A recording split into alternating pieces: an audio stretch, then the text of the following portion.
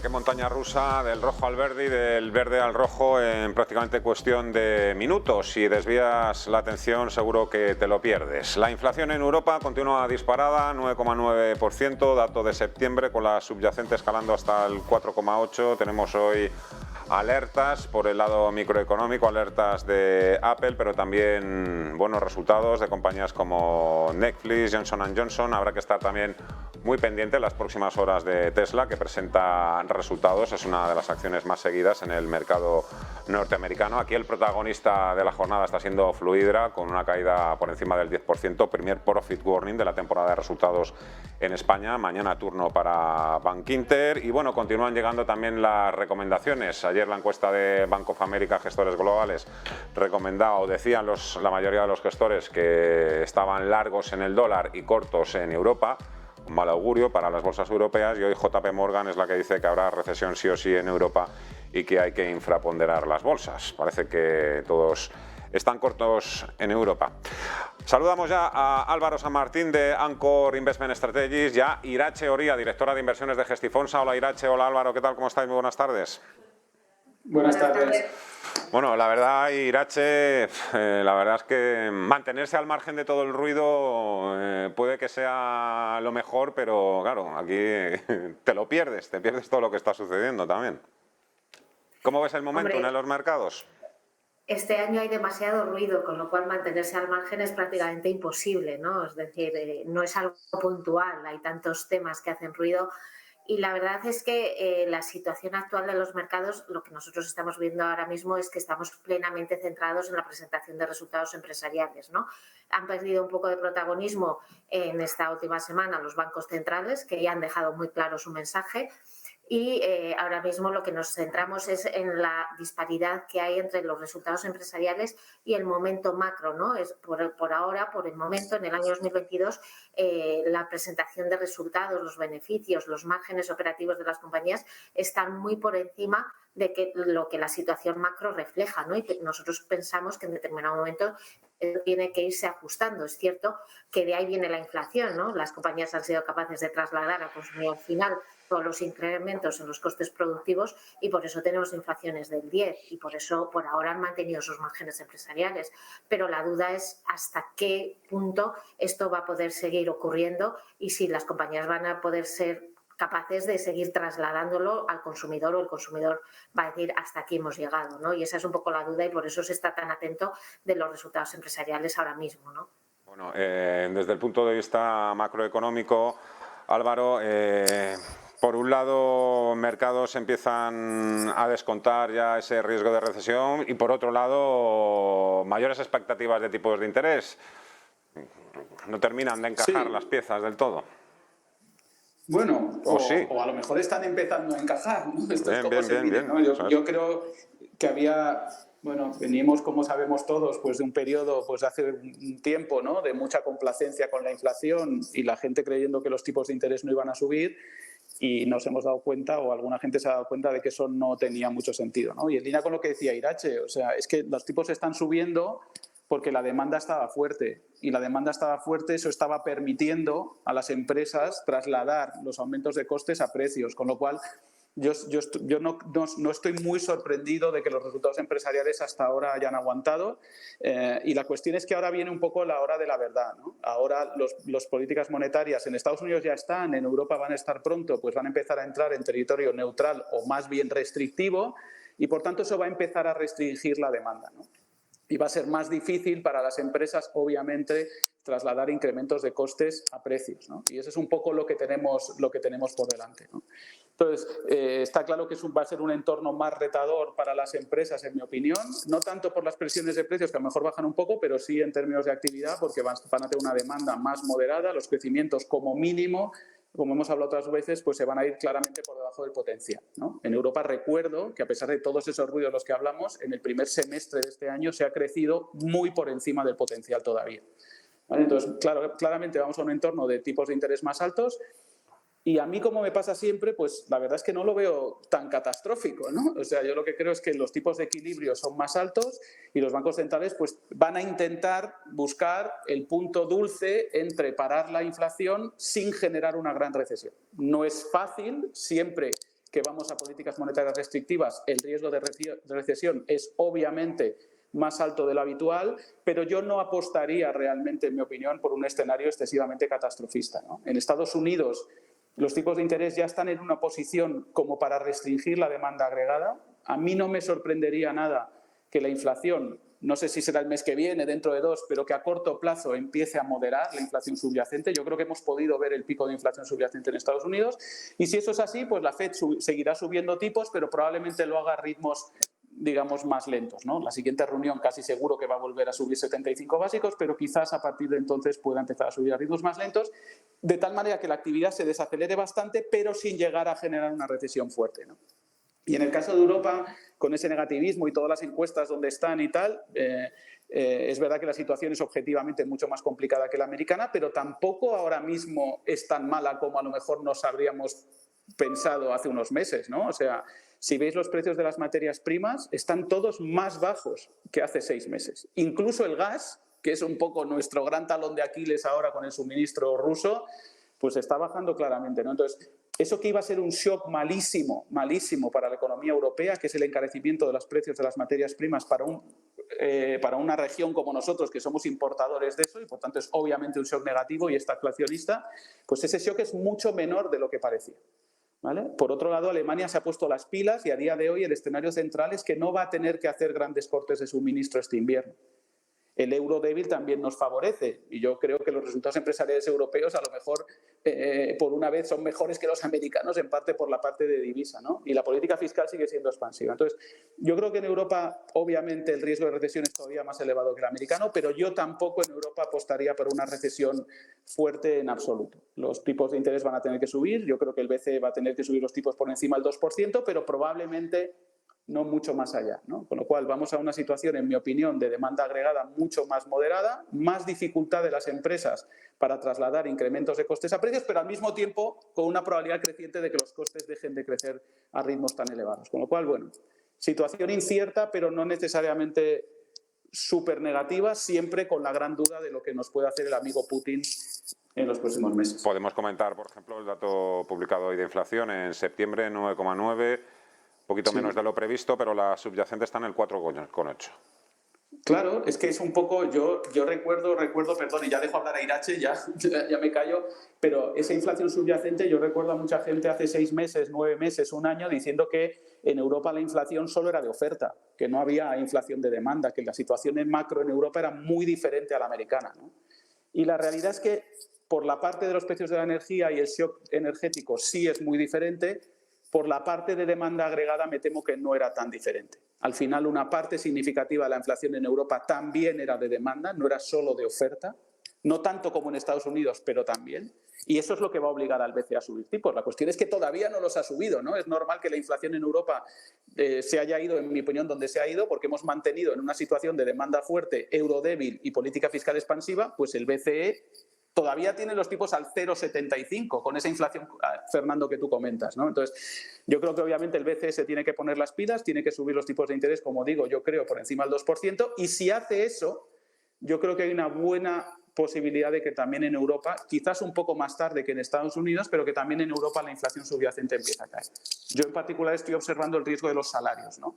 Los salarios es normal que aceleren, pero en Europa no podemos aspirar a que los salarios crezcan con la inflación en un momento en que la mitad de la inflación procede de cosas que nosotros no producimos. Eso no es sostenible.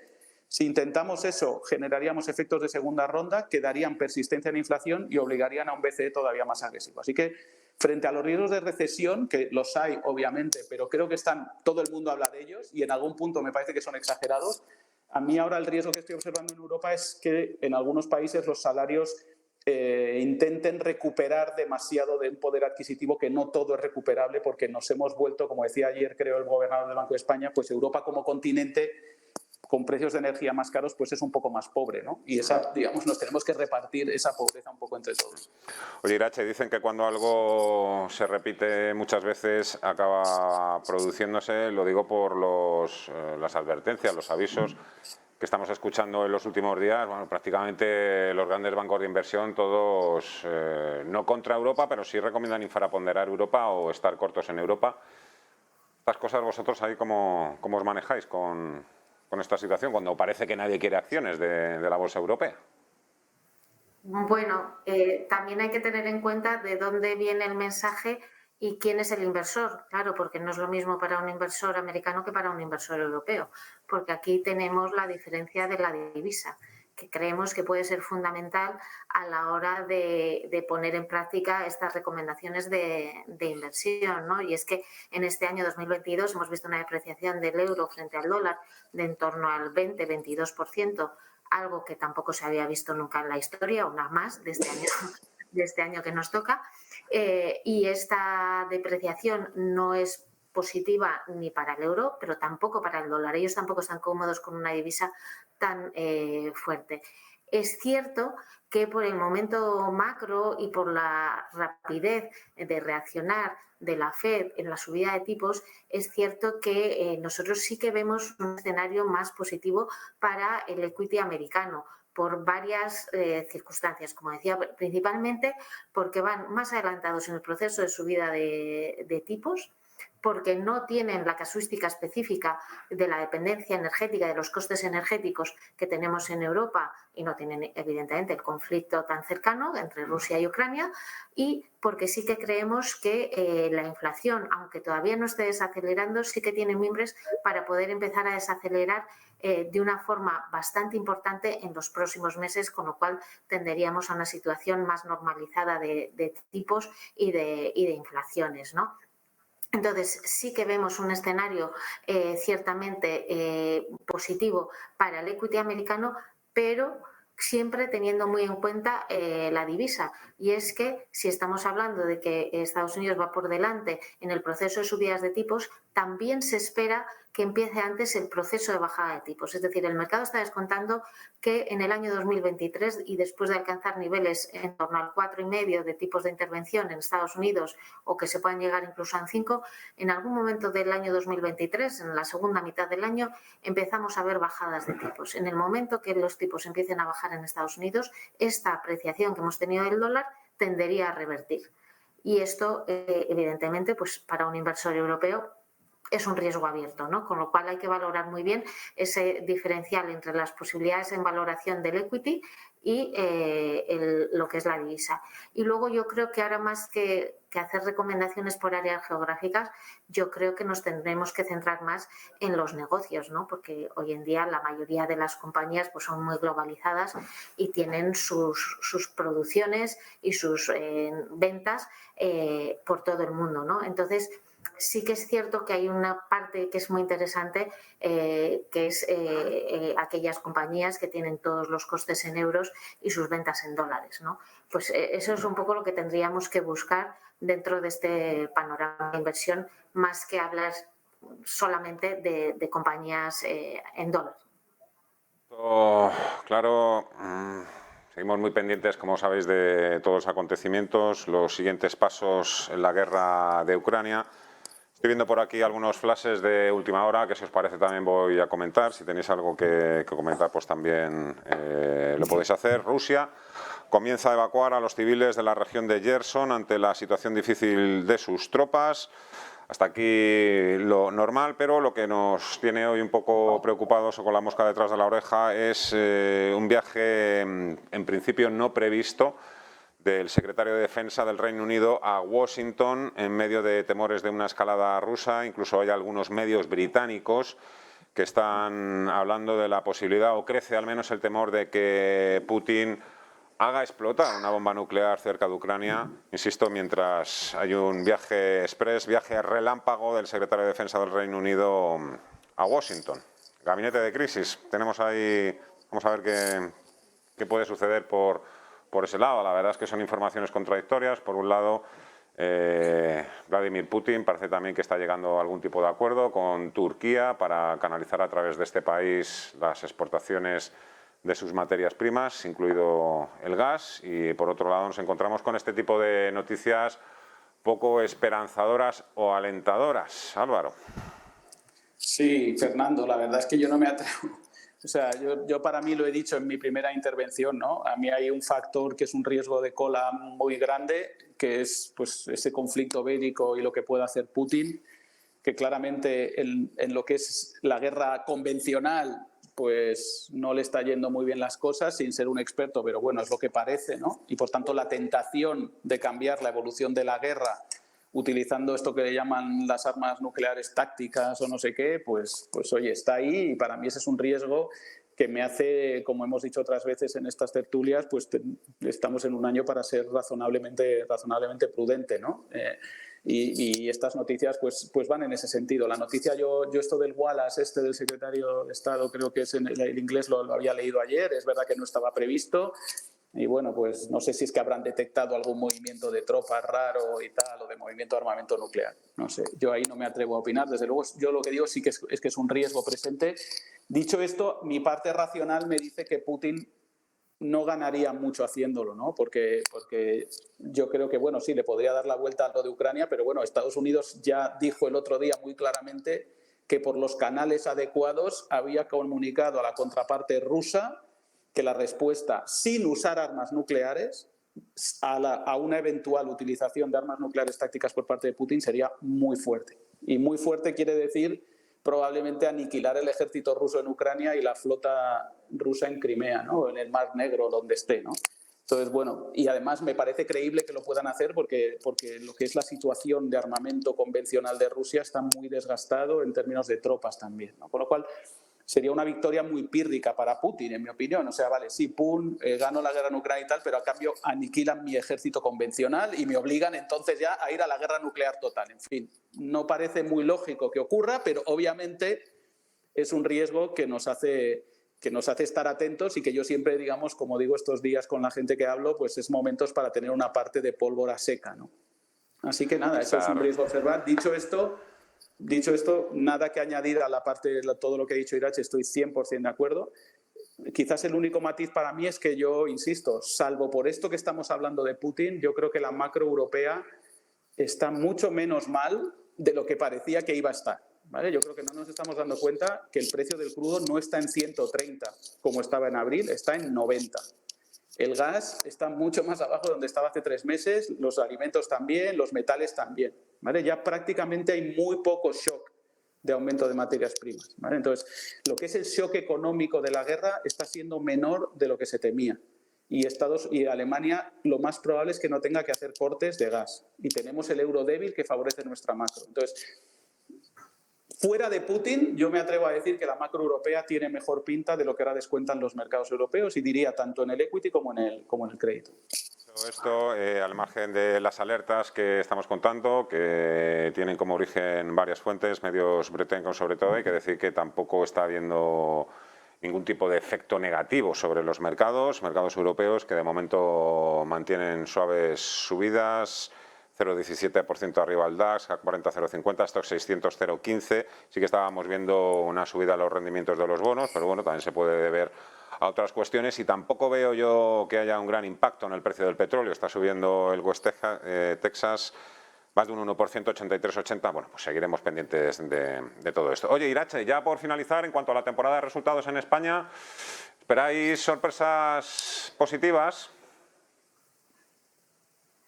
Bueno, lo cierto es que llevamos con sorpresas positivas todo el año en resultados empresariales y España, a ver, por su composición, si nos referimos a lo cotizado, pues es cierto que esperamos más sorpresas positivas que negativas, ¿no? Por el peso que podemos tener en un sector tan importante como es el financiero, ¿no? En Estados Unidos ya han presentado los bancos, hemos visto que por la parte de banca comercial los resultados son muy buenos, en la parte de banca de inversión algo más flojos. Esperamos que en España, donde el peso es puro banca comercial, pues esto lo veamos también acompasar con una muy buena presentación de resultados. Nosotros lo que estamos viendo es mayor debilidad, pero no solo en España, sino pues, en todas partes, de aquellas compañías que dependen altamente de los inventarios y de la acumulación de inventarios, ¿no? La película se ha dado la vuelta. El año pasado teníamos un shock de oferta y este año tenemos un shock de demanda, ¿no? Y se están acumular inventarios de una forma un poco peligrosa y todo aquello que está ligado más a esa parte, a también a toda la parte de consumo, es donde podemos ver un poco de peores noticias, ¿no? Que es lo que hemos visto, por ejemplo, hoy, pues de Fluidra, un sector muy específico y muy dependiente de las perspectivas económicas y de las expectativas, ¿no? de consumo de las familias, ¿no? Entonces, creemos que la historia va a ir por barrios y por sectores y no esperamos malos resultados en general, ¿eh? Como digo, muy soportados también por el financiero, muy soportados en utilities, muy soportados en energía, que no tienen por qué ser malos, y luego que tenemos compañías pues que también han hecho mucho trabajo de reducción de costes y que están, pues todos estos incrementos en el CAPEX los están digiriendo muy bien, ¿no? Con lo cual, como decía, no vemos malas noticias y en general tampoco en Europa. De hecho, las expectativas de resultados empresariales no hacen más que revisarse. Para Europa se han revisado al alza para el año, pues estamos ahora en un +6. Bueno, pues continuamente estamos viendo sorpresas positivas y pensamos que seguirá siendo así, por lo menos este trimestre. El cuarto lo vemos un poco más complicadillo. Pues es verdad, es verdad. Está claro que los inversores no van a tener piedad con los resultados que no cumplan las expectativas. Teníamos precisamente en pantalla ese gráfico de Fluidra que lo dice todo en la jornada de hoy. Irache Oria, directora de inversiones en Gestifonsa. Álvaro San Martín, socio y economista jefe en Anchor Investment Strategies. Un placer, muchísimas gracias a los dos. Cuidaros, que vaya bien el resto de la semana. Gracias, hasta la próxima, adiós. Fernando, gracias. Hasta luego. 12:46 de la tarde y todavía nos queda hablar de Apple, de Netflix. Vamos a ver si Mar Rivers también nos habla un poquito de Tesla, que presenta en pocas horas también resultados. Será vuelta de pausa, hasta ahora.